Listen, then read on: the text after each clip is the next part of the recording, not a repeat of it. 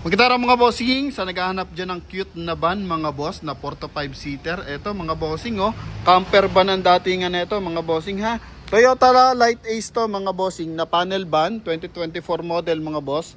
Release local to from Toyota mga boss, drines up lang to mga bossing.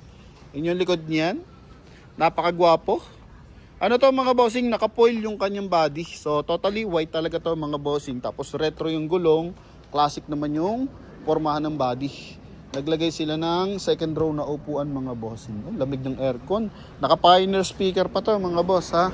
Pati yung kanyang dashcam naka-Pioneer din. Mileage nito 25,000 kilometer mga boss. So sa mga interesado, ito explain ko sa inyo kung ano meron dito mga bossing. Price natin only 665,000 kasama na dyan yung transfer of ownership mga bossing. So front area tayo, naglagay ng bull bar, ng skid plate. Sa side naman, naglagay siya ng step board. Tapos R14 na ano to, na steel rim, tapos ginawang white, tapos naglagay ng all-terrain tires mga boss. So pwede mo talaga siya magamit through camping or yun nga, outdoor mga boss. So pwede ito mga bossing. Ganda ng kulay oh. Yan. Yung kabilang side. Alright. Oh. Sa mga ilaw, walang mga basag yan mga boss. Sa windshield, original. Tapos naglagay pa sila ng top load mga bossing. Then naglagay din ng ano dito, metal shield sa kanyang window mga boss. Pakita yung kanyang interior. So makikita mo naman white nga kasi nga panel van to mga bossing ha. Okay, busina. Naka-upgrade na rin mga bossing. Manual transmission, lamig ng aircon mga boss oh. Tapos Pioneer speaker. Kakarating lang to mga bossing. So lilinisin pa to. Pero ito ino-offer na natin kasi napakagwapo. Mileage natin 25,978 kilometer mga boss. Yan ha. Ito yung kabilang side. So madalang yung ganito mga bossing kasi ito is ano lang, kumbaga pasadya mga bossing. Okay, panel van na ginawang tawag ba dito? Passenger car mga boss. Okay? Yan, so niligyan siya ng power passenger mga bossing. Tama yung kanyang compartment. Pakita natin yung compartment. Naglagay ng heavy duty na sliding door mga boss. So, yan mga boss. Check natin. Series 2025 mga bossing. So bagong setup lang to. Yung likod niyan. Pwede itong gamitan mga bossing ha. Equip yan. Igiba ng fuel mga bossing. Ng flammable. Ito yung kabilang side ng trunk compartment. Di ba ang laki? So pwede pa negosyo kung meron kayong business, may kapihan kayo or any na negosyo nyo na pwede makarga dito mga bossing. Ito the best. May formado ko ng kotse and ano pa to mga bossing. May panegosyo ko pa. Yan, papalinis lang natin yung mga atik-atik na yan mga boss. Okay, walang basag ang taillight. Locally released to mga bossing ha. Hindi po ito imported na tawag dito, conversional mga boss. Converted. So hindi po ito 'yon mga bossing. So totally Toyota Light Ace mga bossing na pinaporma lang mga bossing. Kasi yung mga galing Japan, so nandito yung manibela. Okay, tapos tina-transfer lang doon. Pero tingnan mo naman, walang cut yan. Naka-dual airbag yan mga bossing. Okay. Hazard. AC, galing no? Medyo madumi lang mga boss, pero quality. Sa ceiling yan, all goods.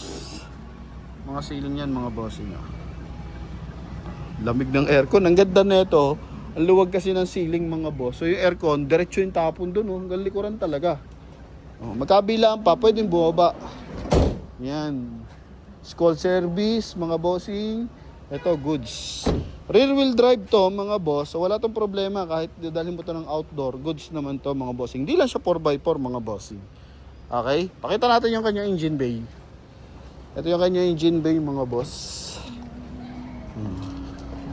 Ganda ng speaker kasi nga, naka-ano to, mga bossing. Naka-Pioneer. Sa likuran, nilagyan sila ng Pioneer speaker. Madumi pa yung engine bay, mga bossing, ha? Pero makikita mo naman yan mga boss. Walang dent or yupe mga bossing. Yung kanyang snorkel design lang siya mga boss, no? Yan, ha? Hindi talaga siya totally buo. Okay? Yan. Kasi wala naman siyang cut mga bossing. Yan, naka-design lang siya mga boss. Pero ayos mga bossing. Dagdag forma. Gwapo ng unit mga boss. Pakita natin yung kanyang engine bay. So pagtanggal ng engine bay nito, alam ko fold muna. Yan. Tapos may mga clamp to dito mga bossing. Yan.